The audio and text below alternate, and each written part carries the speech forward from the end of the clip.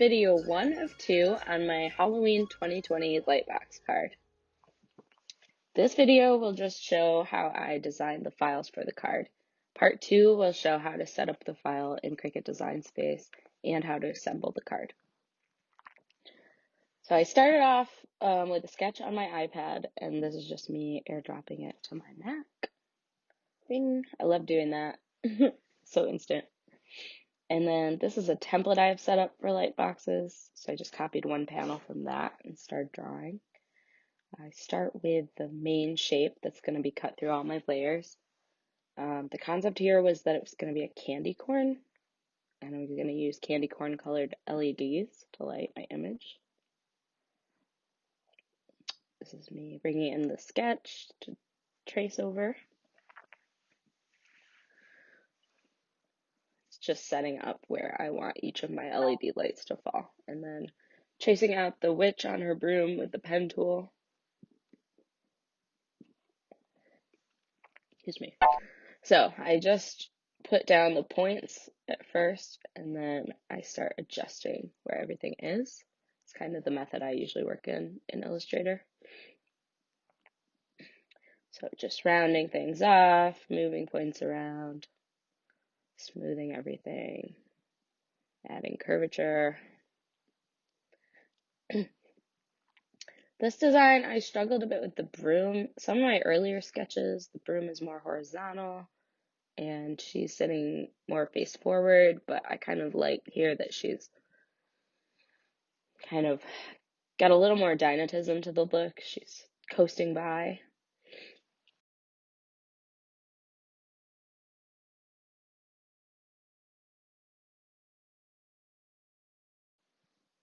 I did have a little trouble with how the broom fits the body, the broom handle, I should say.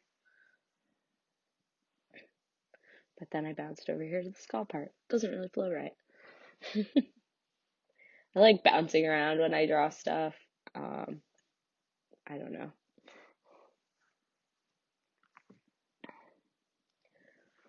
Just doing the skeleton face. Okay, so then I added these guide curves to fix up the broom. Change the broom head a little bit. Started lining up all my handle points with these curves, and then I think I still didn't like I still end up adjusting the curves a little bit more.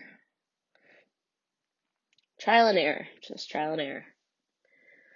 And then after I did one test cut like that, I realized I thought the upright arm was too long for her body, and I had to make some adjustments to the face because one eye was too close to the nose, and I increased the size of the witch overall. And then I decided to add some vellum pieces behind a few of my elements in my card. So this is just me completing the skull for the vellum piece. That'll make a lot more sense if you watch video 2 where I assemble the card. It's me working on the cauldron, adding the spider webs on. I wanted these to look, organic as spider webs are. So it's just kind of freehanding some curves in there. I tried this where I made the stroke go from thin to thick back to thin, but in the test cut that didn't really work out, so I ended up changing that to a thick line. And then I added points to these cross lines and arced them up like you would see on a spider web. I'm not going to show you every one of those because that would be very boring. This is me adjusting the top. The opening for the cauldron is going to be cut out so the light can shine through, like the cauldron liquid is glowing. I got really detailed down here, which usually doesn't end up really serving these designs well. Like, you need to keep these pretty simple and graphic. But I increased the size of the cauldron after I checked, and this actually did cut out really well. I was surprised. The Cricut does a good job. It's just sometimes you're limited with the cardstock, and it'll try to delaminate on you if you cut it too small.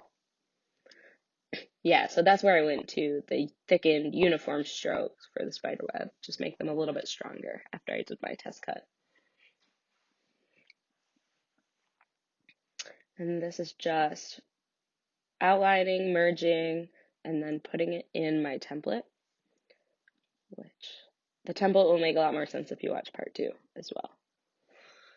This is me drawing out the cats. I decided, so you probably saw in my sketch, there were like 2 cats, like one down by the cauldron and one kind of arcing its back at the witch. But as I drew this and realized the candy corn was skinnier and taller for my template, I changed up my arrangement, and I decided that the cats would be circling the cauldron. Of course, this is kind of a section view of that. So I've drawn 3 cats around the cauldron. I love how cats look. I don't own one, and I haven't drawn them in a while, so the one I started drawing from its side there, I was just hating, and went to Google, and then I found a forward-facing cat, so I adjusted mine accordingly.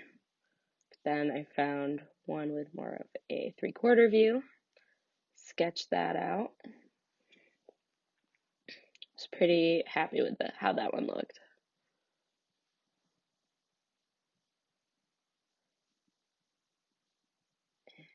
That.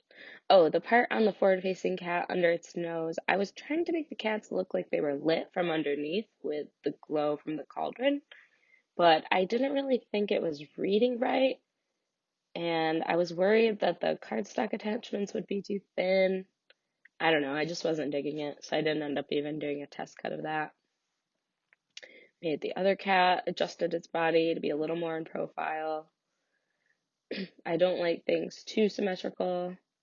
I actually flipped these to balance out the spider webs, how they aren't symmetrical, just the overall weight. And then I made some adjustments to that cat's face to bring it a little more 3/4. The cat eyes, the 2 flanking cat's eyes did not look right to me on screen, like after so many adjustments. Actually, the one on the right looked better than the one on the left, but when they cut out, I think they look fine. So it's just something about the line quality on the screen, I guess. And this is me making the rest of the cats for the vellum cuts. I did this later when I decided to do them with vellum. Then I'm starting the background design. I made kind of like a starburst around the skull with a spiderweb lace, as you might have seen in the opening.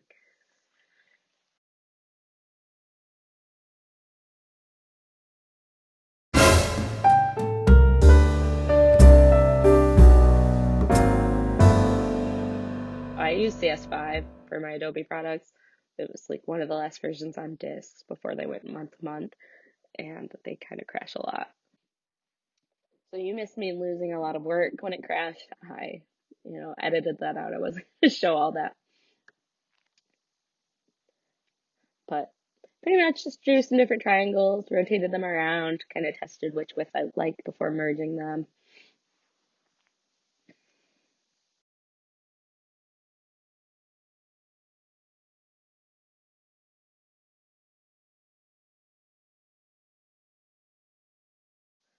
Then I added these radial lines for the spiderweb lines coming down.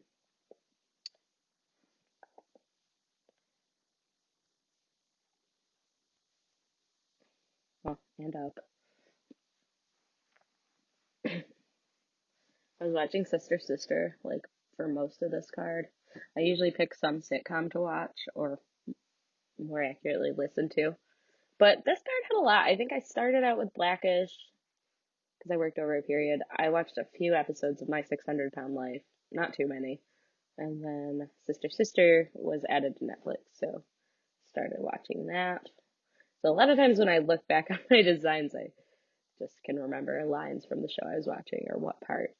Oh, I had some 30 Rock thrown in there too. That's always a favorite. So the thicker lines will become spider webs, but I'm adding these intermediate lines to help do the arcs like you saw in my cauldron spider webs.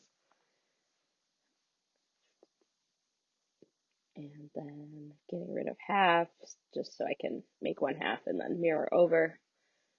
I always think doing these geometric things will be fast and straightforward compared to drawing something organic like the cat. But this actually took me quite a lot of time, just adjusting everything and planning it all out. Then making the little web sections arc up. That's the fun part for me. I spared you a lot of the little tiny adjustments I do on that, but you can just kind of see how it all starts to come together.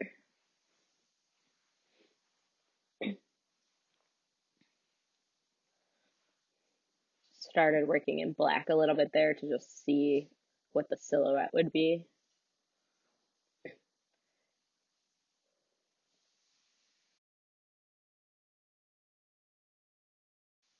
Mirroring over the arcs, and then I have to mirror the radial lines again because the first set I had mirrored ended up evolving.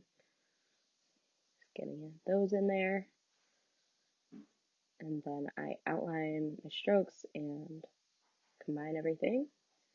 And then I have to draw one more starburst detail for the copy paper sheet that goes behind.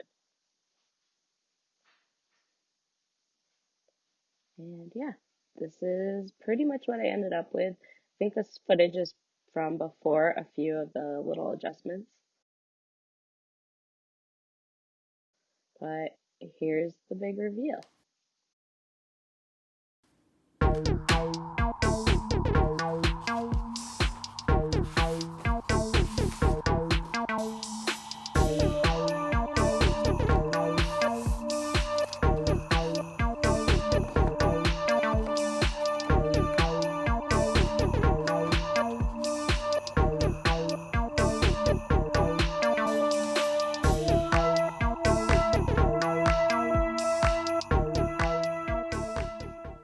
Thanks for watching my video, and be sure to check out part 2 to see how to set up the file and assemble the card.